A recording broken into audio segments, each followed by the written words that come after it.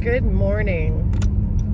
It is December 26th today. I think it's Thursday. It's the day after Christmas, and I'm on my way to work.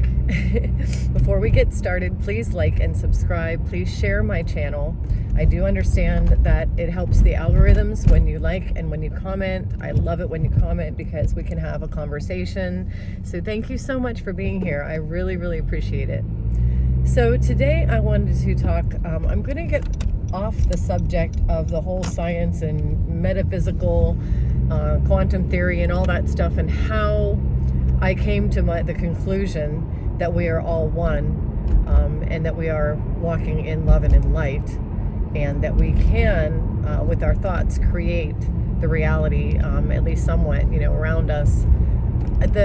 Every video that I've done, I think for the last 100 videos, has been about how I came to that conclusion. I'm going to start talking less about how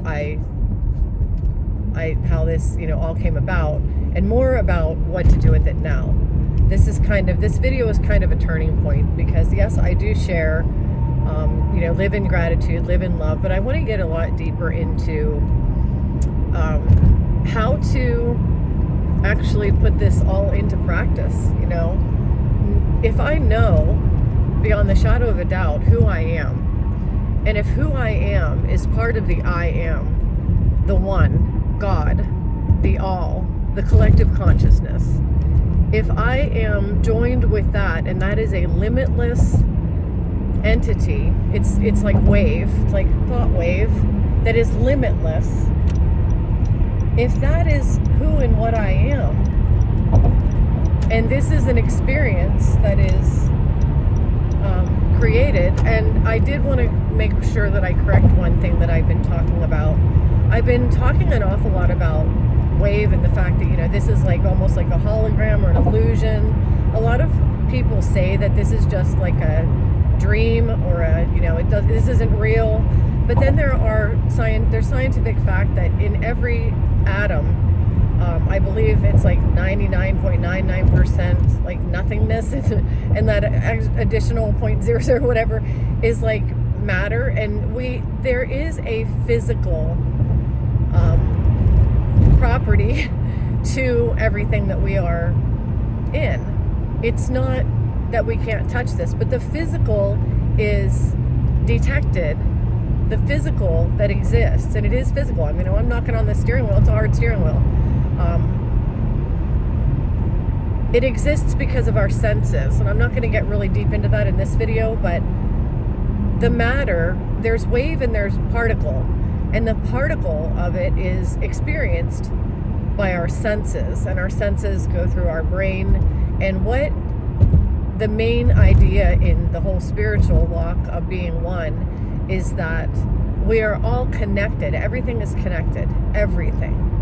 So yes, it exists, but it's all one. Everything that lives and everything that is and everything we see, everything is connected. And we are connected, but we're connected in a different way. It's not like I am part of this car. I am sensing this car. I'm sensing the road. My eyes see that I'm on a road. My ears can hear the traffic and my self-talk.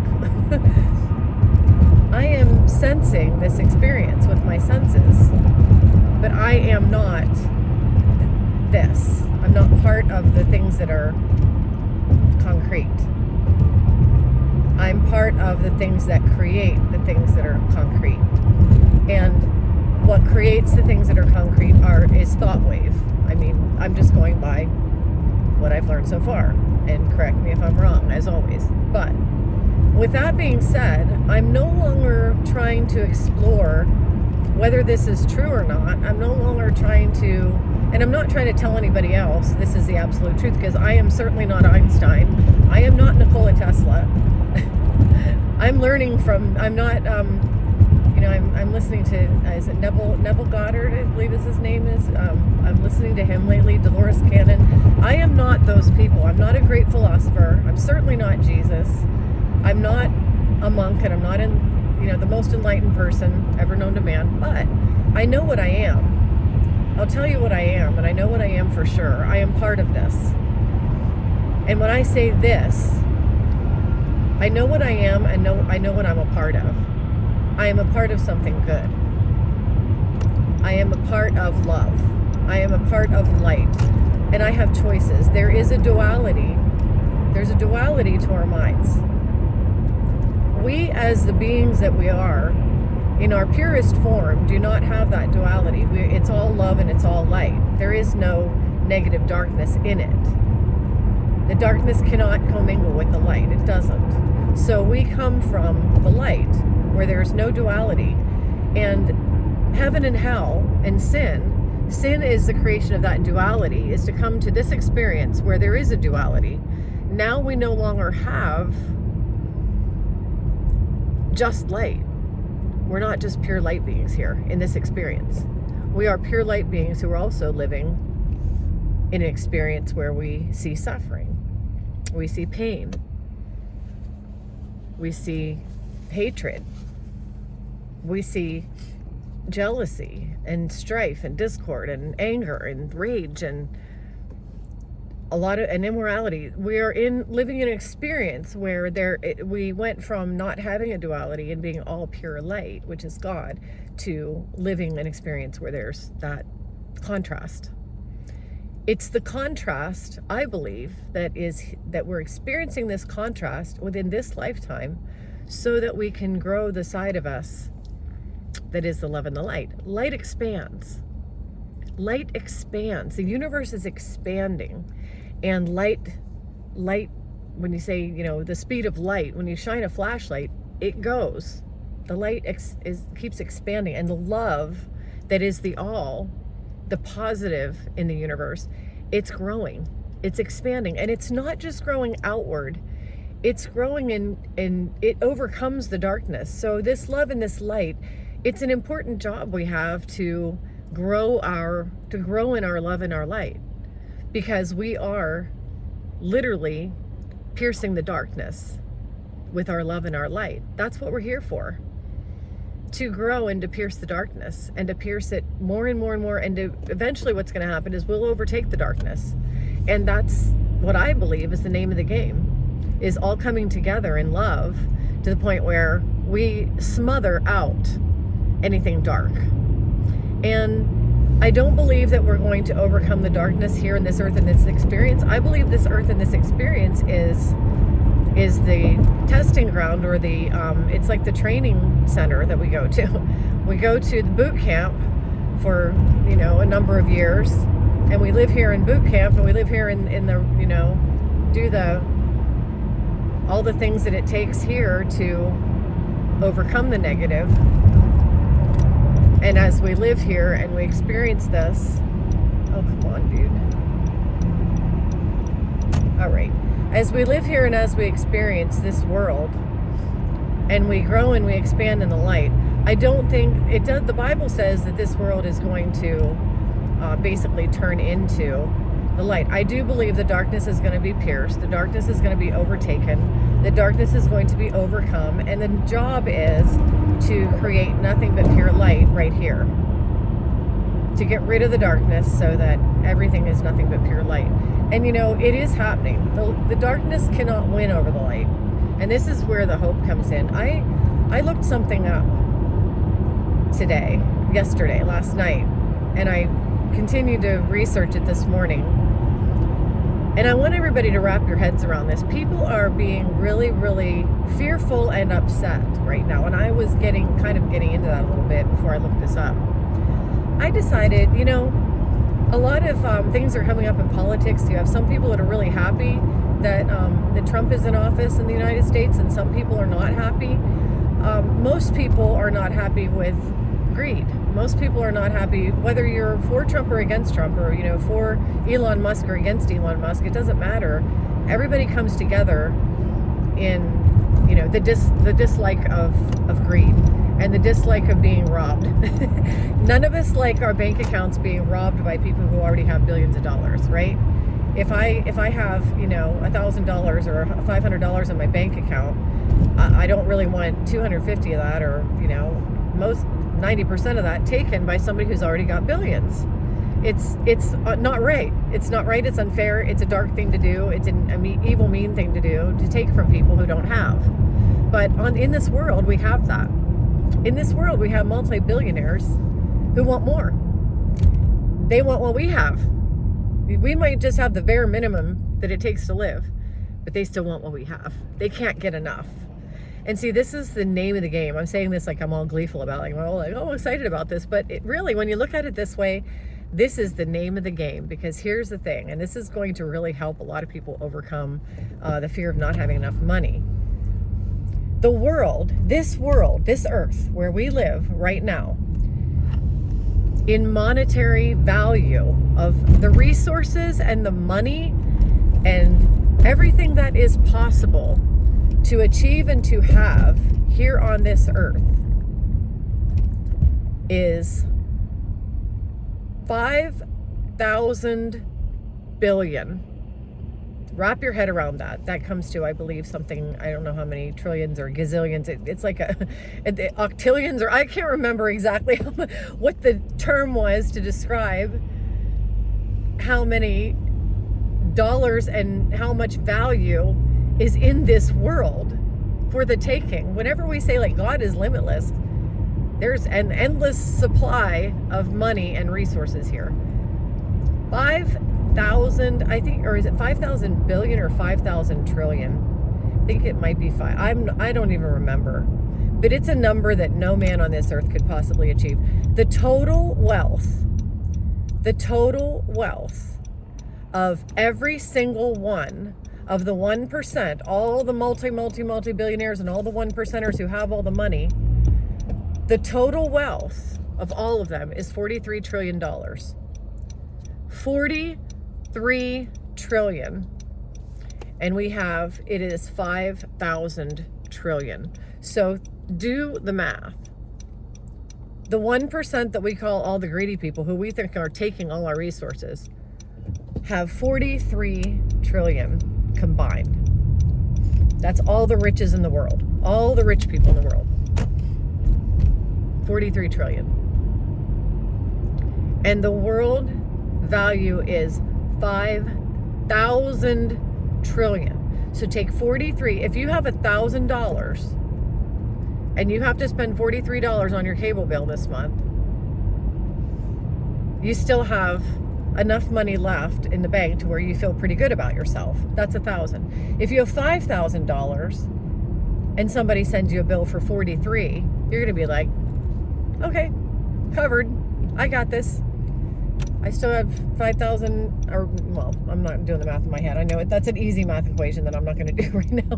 But everybody has enough in their grasp. There is plenty of money and resource for all of us. It's not hiding and it's not gone, and they haven't taken it all. If somebody came into a bank and there was $5,000 in an account and they stole 43, sure, you'd be a little pissed that they took $43, but they got away with $43. They robbed a bank and they were only able to hustle $43 out the door. There were $5,000 in that vault.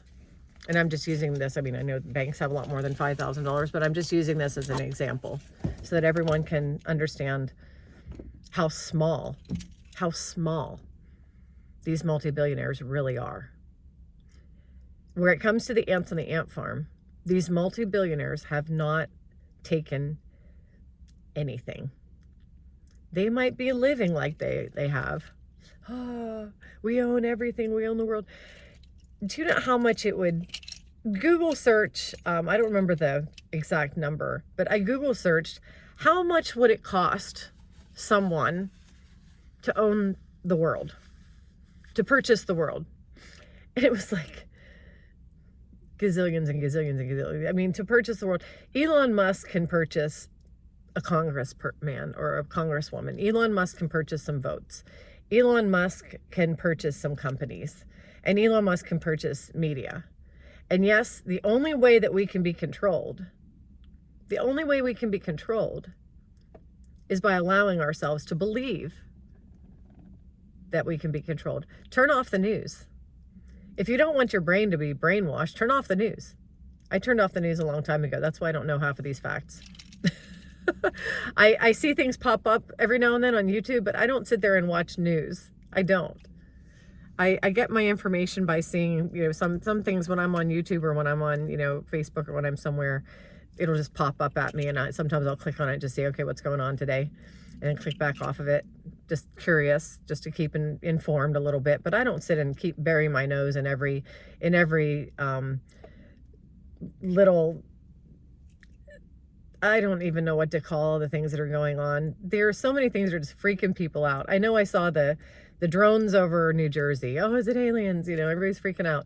And, right now, President-to-be Trump is talking about wanting to make, people are saying, I don't know if he has, I haven't seen him say it, but people are saying that he wants to make Canada the 51st state, that he wants to invade Mexico, that he wants to take over Panama, and people are talking about this, and I don't know if it's true or not. I don't know if he said it or not. I don't know, because I don't care. Because here's the thing, it's not going to happen. It's not going to happen. I mean, come on, people, stop being freaked out by everything you hear. Please stop being freaked out by everything you hear. We have control over our own minds. We have control over our own thoughts, and we can put a positive spin on everything. I was really, really happy to see that there are 5,000 trillion, I think it's $5,000 trillion. Yeah. 5,000 trillion. And I know that equates to some other number, but for the sake of comparing, the richest in the world own 43 of that. 43 out of 5,000. They don't own the world. They don't own the world. The rich and the wealthy are, even though they may be greedy and it may seem like it's really nasty that they're pickpocketing, they're pickpocketing people, but we can fill it back up. Like when Jesus said, if somebody wants your cloak, give them your shirt too. Because what he's basically saying is, what does it matter? Here you go, multi-billionaires, take $40 from me. Rob my bank account, take my resources, take my food. Yes, it seems scary to have all this stuff taken from you, but there is plenty. There is plenty. It just needs to be found. It's kind of like we're all squirrels looking for acorns. If you're in the grass looking for acorns and you're under a palm tree, you're not going to find too many acorns looking under that palm tree. But if you get under an oak tree, oh, there they are. There are all the acorns. So spiritually and supernaturally, we have an oak tree. But sometimes we choose to sit under a palm tree and complain that there aren't enough acorns. Get under the oak tree. And that's what coming together is. Coming together as one in love is finding that oak tree and sitting under it and having as many acorns as you want. It's plentiful. They're all there. You just need to get under the right tree. So that's what I wanted to share for today. I also wanted to share that, the way that I'm doing this and the way that this is all working for me and the way that I'm just keeping a positive attitude about everything, I'm just putting a positive spin on everything. And this is how I used to live my life, and I lived very freely, and everything went well for me. But I'm just putting a positive spin on everything. Everything. There are people who will say, well, that's easy for you to say. You haven't lost a child, or you haven't, this hasn't happened to you. A house fire hasn't occurred. I agree. I want to agree with you. First and foremost, I want to say you are right. I have never experienced those things. However, I have experienced loss. I lost my dad when I was 21 years old to a sudden heart attack. I didn't get to see him before he died. I have had loss in my life. I have had trauma in my life. I have been through a lot of things, and I can tell you that no, it's not easy to go through, and no, you can't just smile and say, oh, be all flippant about it. No, that's not what I'm saying. But when I say put a positive spin on everything, I want to use Natalie Holloway as an example. Beth Holloway, Natalie's mother, Natalie disappeared. That was her daughter. She disappeared in Aruba. And, you know, it was where she was last seen, who she was last seen with. They did all this investigating. I mean, come to find out, you know, they truly believe that she was killed. I'm almost positive that he confessed, but I'm not sure. I don't want to say that and be wrong. But anyway, Beth Holloway searched for her daughter for years and years and years. And how painful could that possibly be, to know that your daughter just disappeared and not even know what happened to her? And to know that something nefarious probably happened, but not to have any of the facts, or not to know anything. And Beth took that and created a whole entire foundation. She got on a TV show. She got involved. Same with Walsh. I can't remember his first name. You might know. His name is Walsh. He lost his son. His son was murdered. And he started a TV show about stopping crime and about finding criminals, searching for criminals and hunting them down and finding them. He created a lot of good out of his tragedy. And, you know, I know it's easy for me to say, but I have been through some things. I mean, I haven't been through having a child killed like that. I have a friend who did go through that. But no matter what, it can be turned. All evil, everything meant for evil can be turned to good. And that is a straight up Bible verse. God takes everything that's meant for evil and he turns it to good. So we can put a spin on evil, and we can walk in the light. And the more we walk in the light, the more we rid the realms of the evil, the darkness. The light will overtake the darkness, and we are that light. So that's all I have to say for today. I'm heading in the office. I hope you're all having a good day, and I will see you next time.